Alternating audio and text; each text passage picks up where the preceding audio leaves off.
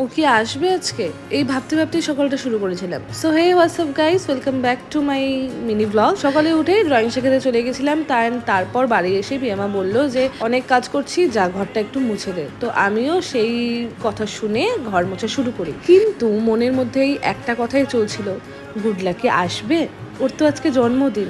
Actually কী বলো তো, প্রত্যেক বছর আমরা আমাদের সবার জন্মদিনই খুব সুন্দর করে সেলিব্রেট করি। কিছু হোক না হোক, আমরা সব ভাই বোনরা একসাথে থাকি, একসাথে এনজয় করি দিনটাকে। এই ভাবতে ভাবতেই কাজটা শেষ হয়ে গেল। আর এদিকে রুটি সমান পরিমাণে চেষ্টা করছিল কিভাবে এই দড়িটা ছিঁড়া যায়, কিন্তু ছিঁড়তে তো পারিনি। তারপর রুটিকে নিয়েই আমি চলে এসেছিলাম একটু ছাদে। এসে দেখি একদম ওয়েদার চেঞ্জ হয়ে গেছে। স্নান ধান করার পর এই ওয়েদার দেখে আমার মনটা এত ভালো হয়ে গেছিলো, আর কিছু বলার নেই। আর রুটিও এখানে বৃষ্টি দেখতে চলে এসেছিলো। এরপর ঘরের সমস্ত দরজা জানালা খুলে দিলাম যাতে হাওয়াটা আসে। তোমাদের কি মনে হয়?